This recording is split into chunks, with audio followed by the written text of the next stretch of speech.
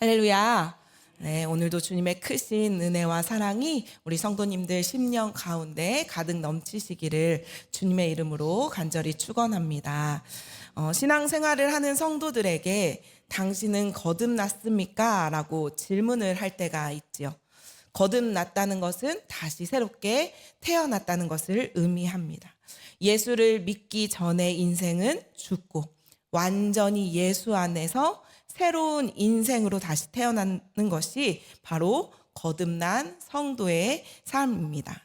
제가 작년 에베네셀 기도회를 준비하면서 새롭게 하소서를 굉장히 많이 봤어요. 어떤 분을 이 에베네셀 기도회로 초청을 해야 우리 성도님들이 많은 은혜를 받을까라는 생각으로 정말 100편이 넘는 그 TV 프로그램을 봤던 것 같습니다. 그런데 이 간증들을 듣다 보니 하나의 공통점을 발견하게 되었습니다. 바로 그 새롭게 하소서에 나왔던 모든 분들이 하나같이 예수님을 만나고 예수님을 믿고 변화된 인생을 사셨다는 것입니다.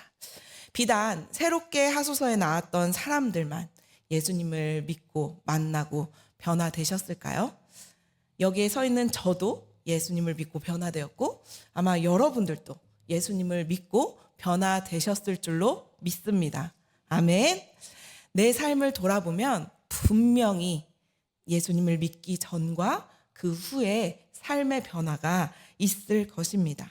만약에 변화가 없다면, 변화된 나의 모습이 줄어들고 있다면 우리의 신앙을 다시금 한번 되돌아봐야 할 것입니다. 왜냐하면 예수를 만난다는 것은 잘못 설정되어 있던 인생의 방향과 목표가 제대로 바뀌는 것이기 때문입니다. 예수님을 만난다는 것은 이전에 내가 좋아했던 것, 내가 쫓았던 것이 이제는 주님 안에서 큰 의미가 없어지고 하나님이 원하시는 대로, 하나님이 원하시는 방향대로 그것을 쫓아 살아가는 인생이 되기 때문에 우리의 삶은 변화될 수밖에 없는 것입니다. 만약 내 삶이 변화하지 않았다면 우리가 진짜 예수님을 믿고 있는 삶인지 내가 예수님을 만났는지 다시금 우리의 삶을, 우리의 신앙을, 우리의 믿음을 점검해 봐야 할 줄로 믿습니다. 오늘 말씀은 이러한 변화 중에서 정말 드라마틱하게 변화된 사람을 이야기하고 있습니다. 바로 사도 바울이지요. 사울은 빛 가운데 주님을 만났고 이전과는 완전히 다른 인생이 되어 버렸습니다. 오늘 말씀은 사울의 회심 뒤에 나오는 이야기입니다. 완전히 달라진 사울이 이제는 예루살렘으로 올라가서 제자들을 사귀고자 했습니다. 그런데 이 예루살렘에 있던 사람들이 사울을 받아들이지 못했습니다. 왜냐하면 그들은 그 전에 사울을 알고 있었기 때문입니다. 예수님을 믿는 사람들을 박해하고 핍박하고 그들을 감옥에 집어넣고 심지어는 죽이기까지 했던 이 사울을 알고 있었기 때문에 사울이 다시금 예루살렘으로 와서 나 이제 예수님을 믿게 되었어. 나 예수님 안에서 변화되었어. 나 이제 너희들과 같이 예수님의 제자야. 우리 같은 형제 자매야 라고 이야기했을 때 이 예루살렘 교회에 있던 사람들은 사울을 받아들이지 못했습니다. 오늘 말씀 26절을 보면 사울이 제자들을 사귀고자 하나 다 두려워하여 그가 제자됨을 믿지 아니하니 라고 나와 있습니다. 사울이 회심을 한 때로부터 지금 예루살렘에 올라가기까지의 시간은 약 3년의 시간이 걸렸다고 성서학자들은 이야기합니다. 3년 동안 사울이 얼마나 열심히 살았겠어요. 회심하고 나서 정말 그리스도인으로서 예수님의 제자로서 그 복음을 전하며 얼마나 잘 살았겠습니까? 그런데 그럼에도 불구하고 이 3년의 시간이 지난 후에도 예루살렘에 있는 사람들은 사울을 제대로 믿지 못하여서 그 마음 가운데 여전히 사울이 나를 잡아가지 않을까? 예수님의 제자라고는 하지만 저게 술수도 있어.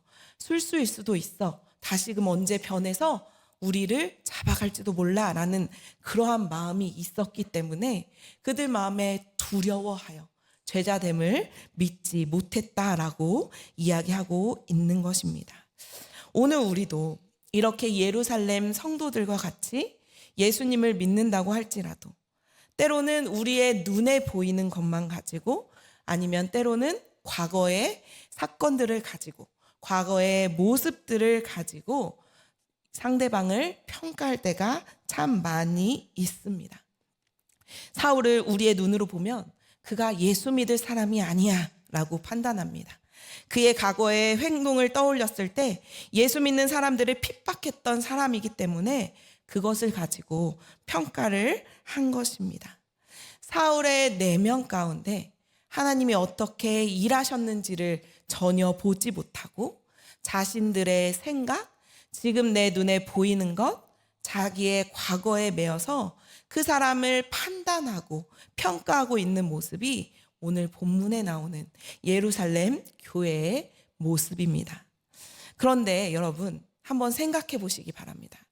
하나님께서 사울을 예루살렘으로 보내신 까닭, 예루살렘 성도들에게 두려움을 주기 위해서 사울을 예루살렘으로 보내셨을까요? 분명 아니었을 것입니다. 그런데 우리는 하나님이 사울을 예루살렘에 보내신 그 목적이나 그 이유를 생각하지도 않고 나의 과거, 지금 내 눈에 보이는 것, 또 앞으로 일어날 일에 대한 염려에 붙잡혀서 하나님의 뜻을 분별하지 못하고 그 상대방을 평가하고 있다는 것이지요. 우리 안에도 이러한 모습들이 많이 있을 줄로 압니다.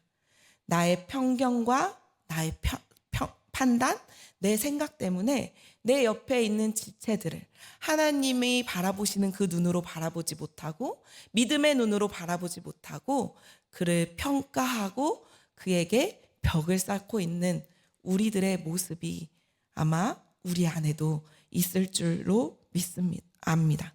그런데 다행스럽게도 이 예루살렘 교회에는 하나님의 마음을 가지고 믿음의 안목을 가지고 사울을 바라봐주는 한 사람이 있었습니다. 그 사람이 바로 바나바였습니다.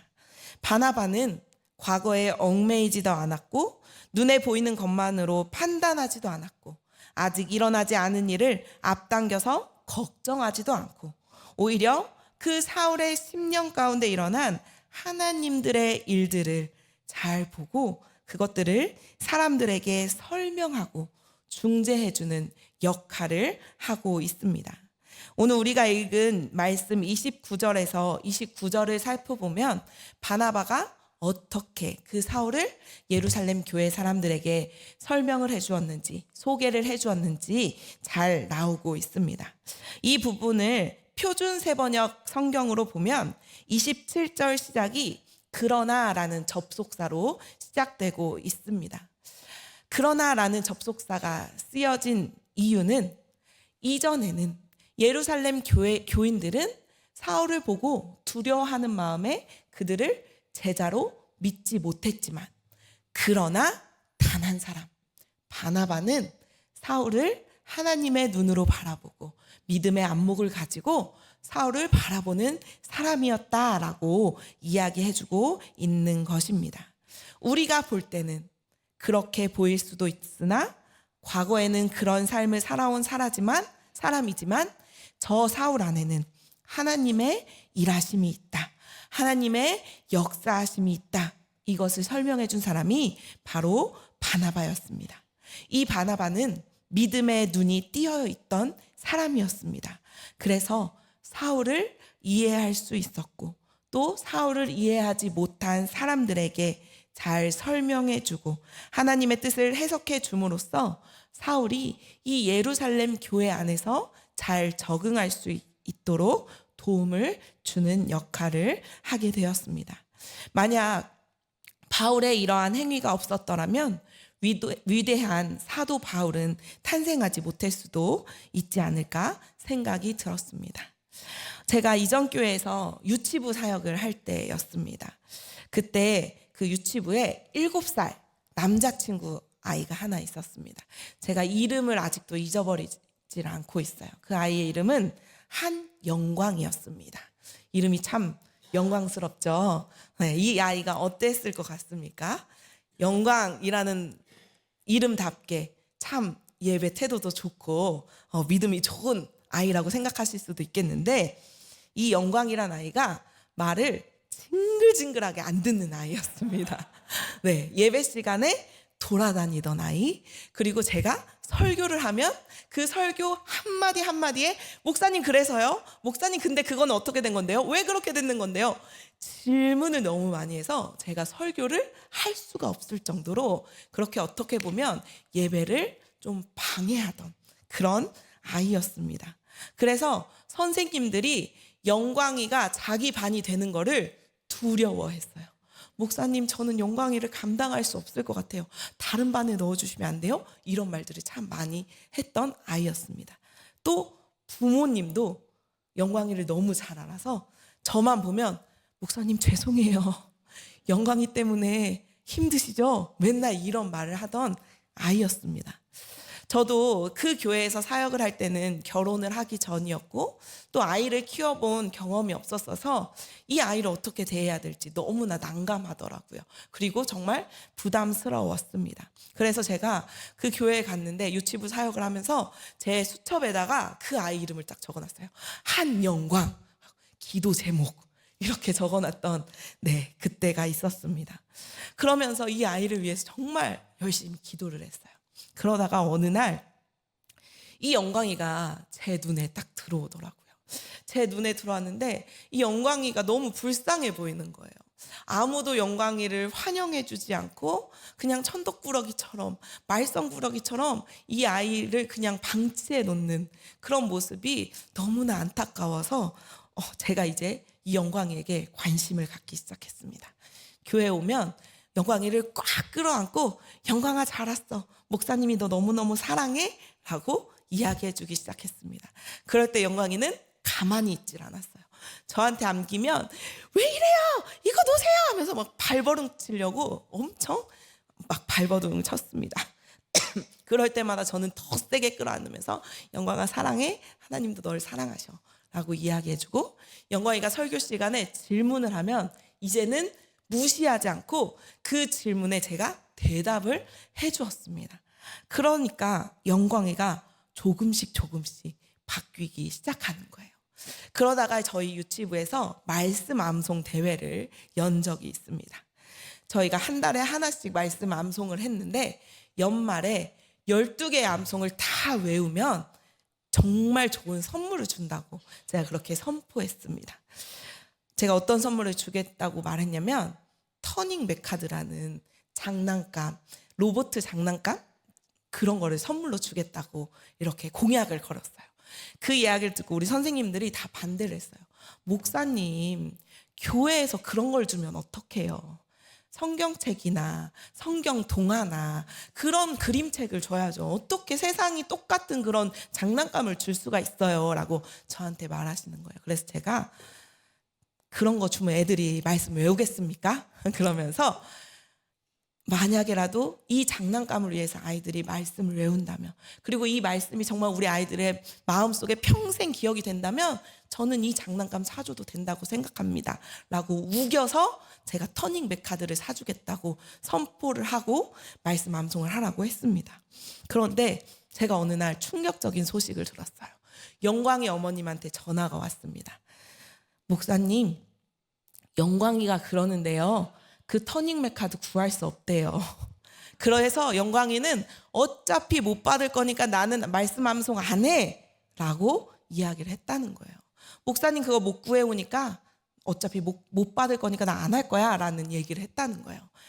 그때 당시 터닝 메카드를 구하려면 마트 오픈 전에 줄을 서가지고 섰던 그런 시절이 있었습니다. 최근에 포켓몬스터 띠부씨를 구하기 위해서 편의점에 줄을 섰던 기억 다들 있으시죠?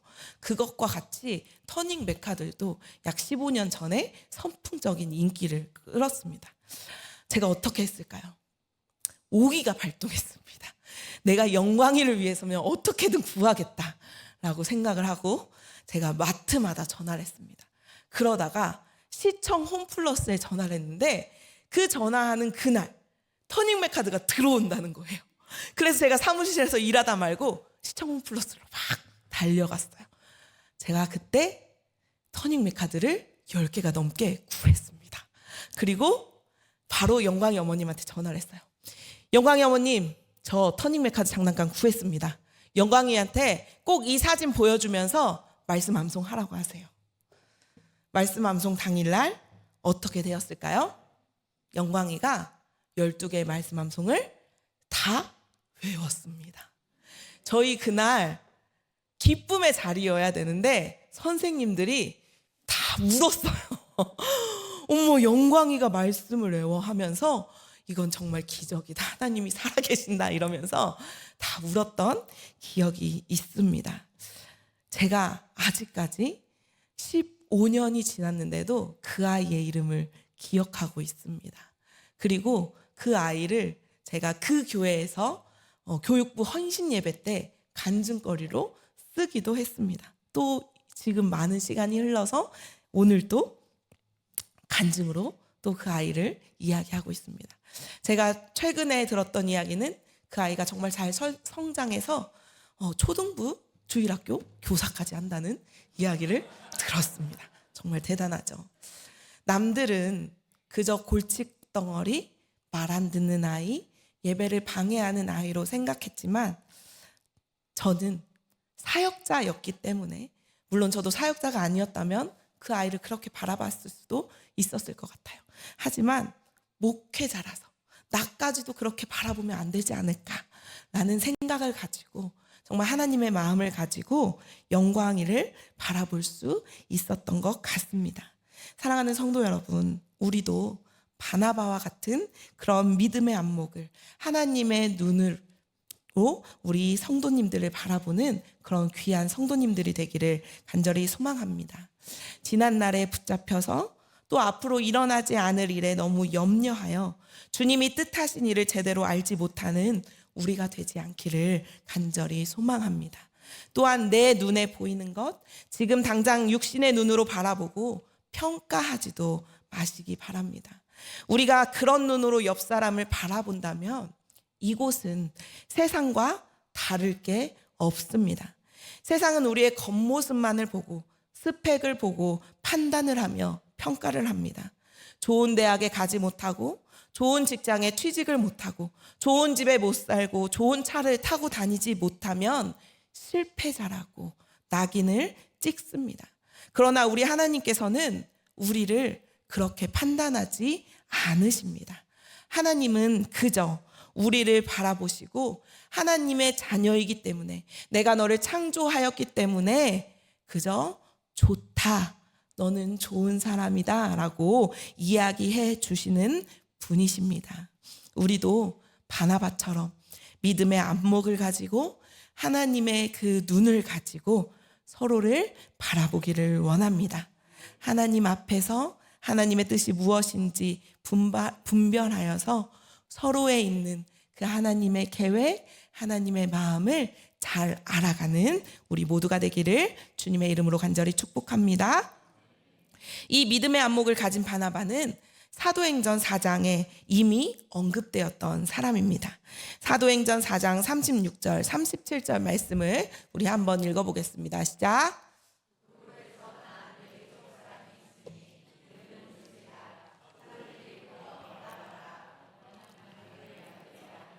그가 밭이 있음에 팔아 그 값을 가지고 사도들의 발 앞에 두니라. 아멘. 우리는 바나바를 바나바라고 알고 있죠. 그런데 바나바는 원래 이름이 있었던 사람입니다. 이름이 뭐라고요? 요셉. 하지만 우리가 바나바를 요셉이라고 기억하진 않죠. 다 바나바라고 기억합니다. 바나바는 사도들이 붙여준 별명이었습니다. 바나바의 뜻은 위로의 아들이었습니다. 얼마나 위로를 잘한 사람이었으면 그 본명이 잊혀지고 바나바라는 이름으로 기억이 되었을까요? 그리고 지금 우리도 바나바라는 이름으로 기억하고 있죠. 바나바는 그저 마음만 말로만 사람들을 위로한 것이 아니라 자신의 소유를 팔아서 남을 도왔던 사람입니다. 자기의 소유를 판다는 것 정말 어려운 일입니다. 마음으로는 생각할 수도 있고 말로는 할 수 있는 일이지만 그것을 직접 내 행동을 통해서 내 소유를 팔아서 하기란 쉽지 않은 일입니다. 그런데 바나바는 더 나아가서 그 자신의 소유를 팔아 자기가 직접 구제한 것이 아니라 사도들 발 앞에 두었다고 이야기하고 있습니다. 보통 우리가 어떠한 착한 일을 행할 때, 어떤 선한 일을 할 때 나를 드러내기 마련이잖아요. 아, 내가 어떤 사람 도와줬어요. 아, 내가 이렇게 많은 착한 일을 했어요. 라는 사람들이 있잖아요. 그런데 바나바는 자신을 드러내지 않고 사도들에게 자기가 판 것들을 갖다 줌으로써 자신은 철저하게 숨기며 남들을 돕고 구제하고 위로했던 사람입니다. 이런 사람이었기에 바나바를 통해서 사울이 그 예루살렘 교회에 적응을 잘 할 수 있었던 것입니다. 바나바가 덕이 되지 않았던 사람이었다면 사울을 소개했을 때 사람들은 오히려 반감을 가질 수도 있었을 것입니다. 그렇기에 우리도 잘 살아야 합니다. 왜냐하면 우리를 통해 예수님을 소개해야 되는데 우리가 제대로 살지 못한다면 우리 예수님이 제대로 전달되지 못하기 때문입니다. 또한 우리 교회가 욕을 얻어먹기 때문입니다. 우리가 제대로 살지 못하는데 안디옥 교회 오세요 하면 안디옥 교회 올 사람들이 있을까요? 전혀 없겠죠. 이렇게 우리는 예수님을 대신하는 얼굴이기도 하고 우리 교회를 대표하는 얼굴이기도 하기 때문에 믿음 안에서 잘 살아가야 됩니다. 우리가 그렇게 잘 살아가기를 주님의 이름으로 소망합니다. 바나바를 통해서 이제 예루살렘에 소개된 사울은 열심히 복음을 전하는 삶을 살았습니다. 그런데 사울이 복음을 열심히 전했는데 열매가 그닥 많이 있질 않았어요. 복음을 전하면 자기가 예수님 안에서 변화된 것처럼 그러한 뜨거운 회심이 일어나고 큰 부흥이 일어날 줄 알았는데 이 사울이 복음을 전하는데 사람들이 믿지를 않는 거예요. 오히려 공격의 대상이 되어서 사울을 죽이려고 하는 사람들이 더 많아졌습니다. 그래서 이 제자들이 사울이 더 이상 예루살렘에 있으면 위험할 것 같으니까 사울을 다시 고향인 다소로 보냈습니다. 정말 마음에 뜨거운 열정이 있어서 정말 예루살렘에 올라왔는데 사역을 얼마 하지 못하고 다시 자기가 있었던 다소로 가게 돼서 얼마나 마음이 아팠을까요? 그 사명을 다하지 못한 것에 얼마나 정말 후회가 됐을까요? 그런데 오늘 본문 31절에서는 이렇게 이야기를 하고 있습니다. 우리 31절 말씀 다시 한번 함께 읽도록 하겠습니다. 온 유대와 갈릴리와 주를 경외함과 성령의 위례로 진행하여 수가 더 많아지니라. 아멘. 사울은 자기가 복음을 전했는데 그것이 잘 받아들여지지 않아서 다시금 고향으로 쫓겨나다시피 해서 가게 되어서 하나님의 역사가 일어나지 않는 것처럼 느꼈을 수도 있습니다. 하지만 오늘 31절에 보니까 주를 경외함과 성령의 위로로 교회가 든든히 서가고 그 수가 점점 더 많아지더라라고 그 역사를 이야기해주고 있습니다. 성령의 위로와 주를 경외함이 있었기 때문에 교회가 평안했고 든든히 서갔고 수가 많아졌다고 이야기하고 있는 것입니다. 하나님을 경외한다는 말은 쉽게 이야기하면 하나님을 내 삶의 가장 큰 분이며 가장 중요한 분이시며 가장 두려운 분이며 하나님을 우리 삶의 중심에 두며 살아가는 인생이라고 할 수 있겠습니다. 이런 모습을 잘 보여주는 게 바로 다윗일 것입니다. 커다란 골리앗 앞에 서 있었던 다윗, 왜 무섭지 않았겠습니까? 왜 두려워하지 않았겠습니까? 그런데 다윗은 하나님을 경외하던 사람이었습니다. 그렇기에 저 큰 골리앗, 힘이 센 골리앗을 보고도 두려워하지 않았던 것은 그 골리앗보다 더 크고 더 위대하신 하나님을 알았기 때문입니다. 하나님을 경외했기 때문에 그러한 두려움이 없었던 것입니다. 우리도 하나님을 경외한다면 이러한 믿음이 있어야 됩니다. 이러한 당당함이 우리 가운데 있어야 합니다. 왜냐하면 하나님보다 더 큰 문제는 없기 때문입니다. 하나님보다 더 큰 상황도 없고 더 큰 환경도 없습니다. 온전히 하나님이 가장 큰 분이시고 가장 위대한 분이시기에 우리에게 닥쳐오는 어떠한 큰 문제와 어떠한 어려움이 하나님 앞에서는 문제가 되지 않습니다. 하지만 우리는 이러한 하나님을 경외한다 하면서도 내 안에 자그마한 문제, 내 자녀에게 일어나는 문제, 내 경제의 문제, 내 가정의 문제가 다가오면 어떻게 되나요? 그것들에 의해서 우리의 믿음이, 우리의 신앙이 흔들릴 때가 참 많이 있습니다. 그 조그마한 문제 때문에 염려하고 걱정하게 됩니다. 그러나 오늘 성경은 이야기하고 있습니다. 하나님을 경외한다는 것은 그러한 것 때문에 우리의 신앙이 흔들리지 않는 것이다. 너희가 나를 경외함으로 그러한 문제가 있을 때, 그러한 어려움이 있을 때 흔들리지 말고 오직 그 하나님만 바라보고 그 앞에 당당히 서며 나아가라고 말씀해주고 있습니다. 오늘 우리가 그 경외하는 하나님을 바라보며 나아가는 우리 모두가 되기를 간절히 소망합니다. 우리가 그렇게 주님을 경외하면 하나님께서는 우리를 그저 내버려 두지 않으시고 성령의 위로로 다시금 그 믿음의 싸움을 할 수 있게끔 우리를 붙들어 주십니다.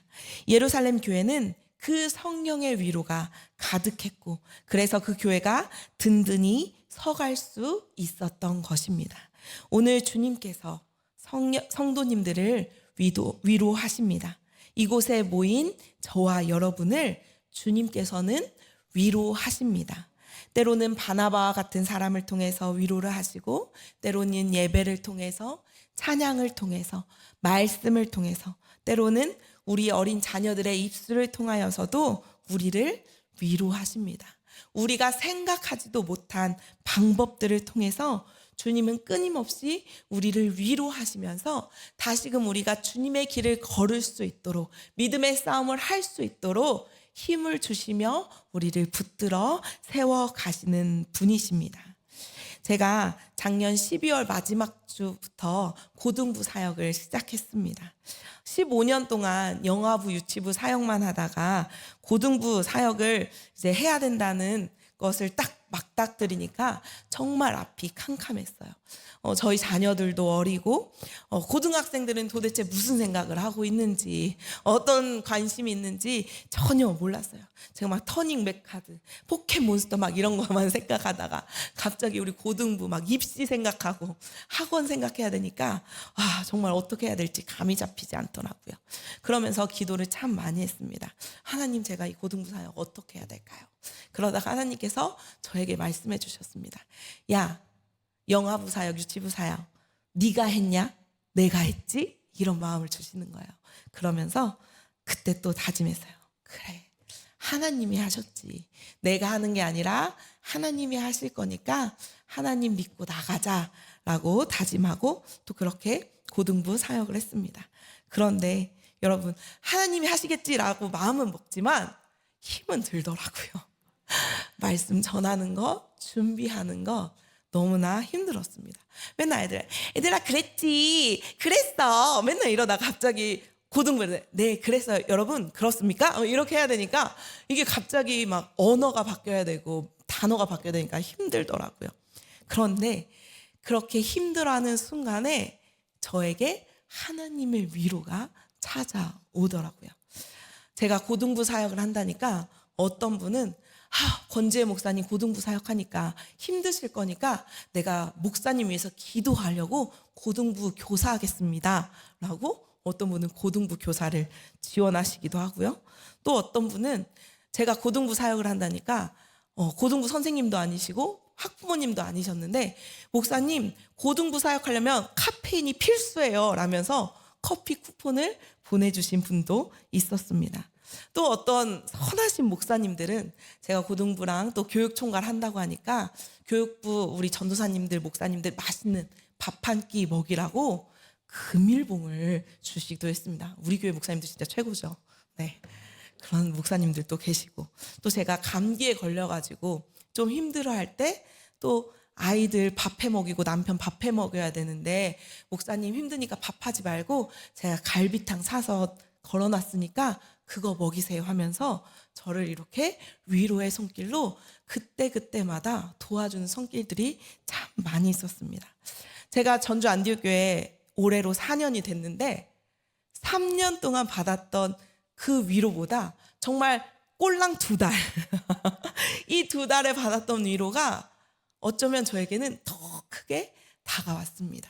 그런데 이런 위로도 정말 큰 위로가 되었는데 진짜 큰 위로는 어떤 게 위로가 되었냐면요. 사진을 한번 준비해 봤는데요. 이게 진짜 큰 위로가 되었습니다. 2월 셋째 주, 넷째 주에 저희 고등부 수련회가 있었는데 그때 저희가 롤링페이퍼를 작성했습니다. 수련회 참여한 친구들의 이름을 적어놓고 우리 선생님들의 이름을 적어놓고 그 친구들 선생님들한테 하고 싶은 말이 있으면 편지에다 적어가지고 넣는 그런 시간이 있었거든요.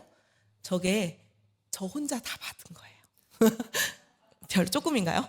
굉장히 많이 받은 편에 속해요. 제가 이 롤링페이퍼를 받고 토요일 날 수련회를 마치고 이제 제 사무실에 앉아서 이걸 읽어보는데 그날 정말 펑펑 울었어요. 와, 정말 우리 선생님들을 통한 또 우리 친구들을 통한 저를 향한 그 메시지를 통해서 제가 정말 많은 위로를 받았습니다. 목사님의 말씀에 은혜 받고 있어요. 목사님을 통해 제가 하나님을 더 알아가는 것 같아요. 목사님, 이번 수련회 동안 하나님을 알게 해주셔서 감사합니다. 라는 그런 메시지가 그 어떤 커피 쿠폰보다 현금보다 맛있는 밥보다 더 큰 위로가 되더라고요.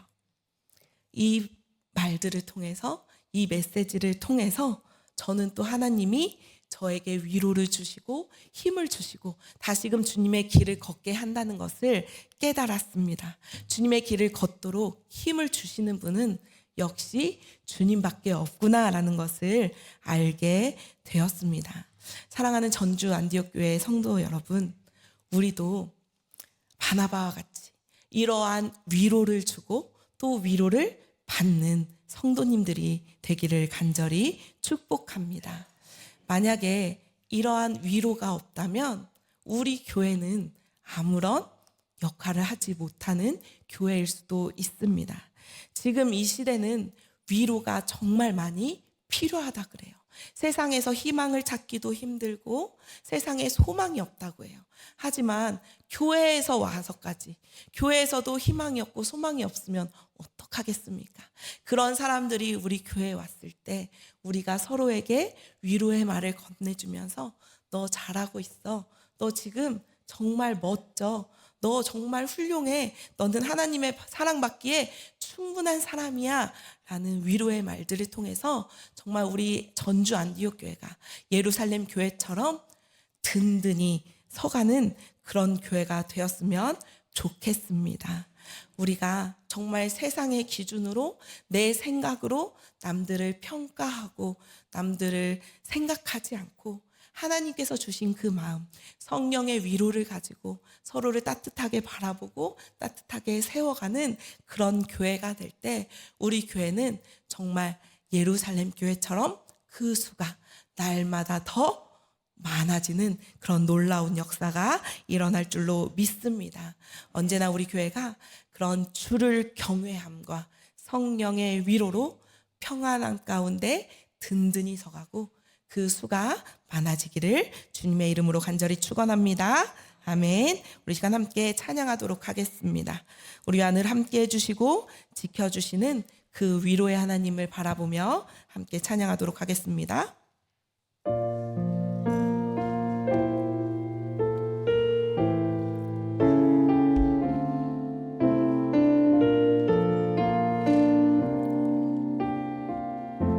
왜 슬퍼하느냐? 왜 슬퍼하느냐?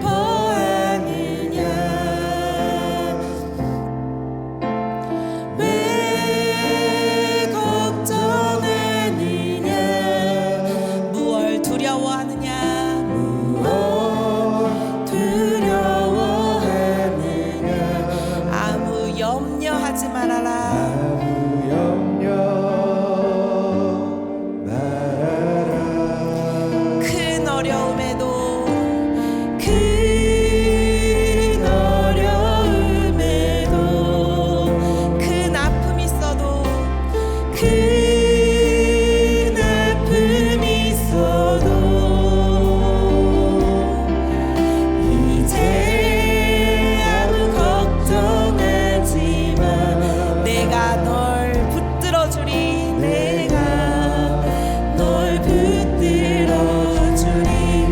내가 너와 항상 함께하리라.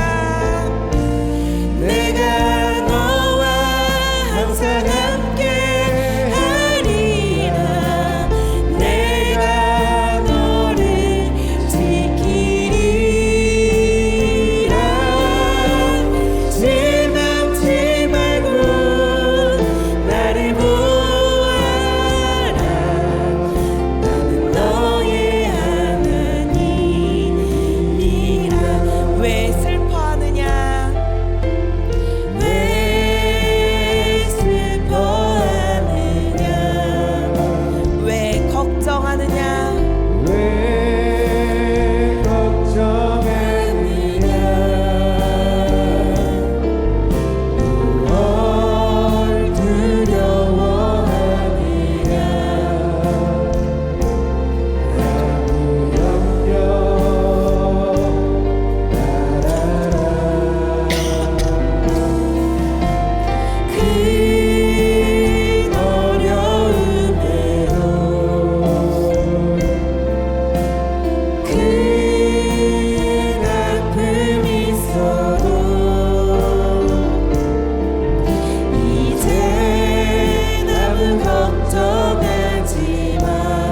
내가 널 붙들어주리.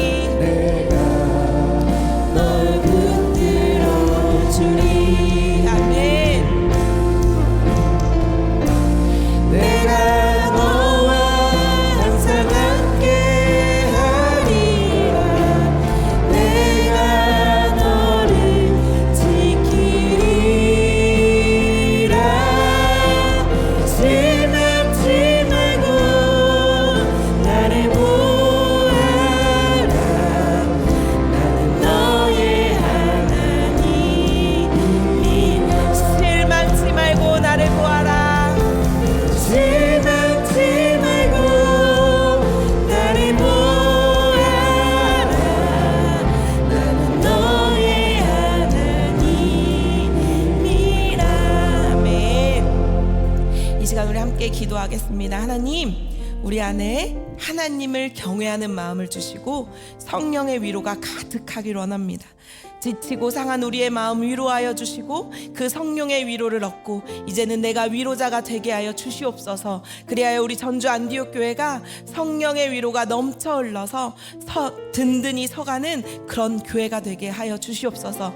내가 지치고 힘들 때 나와 늘 함께 하시고 나를 붙들어 주시고 나를 도와주신다는 그 하나님을 바라보며 나아가는 우리 모두가 되게 해달라고 이 시간 주의 이름 한번 부르시며 통성으로 기도하겠습니다.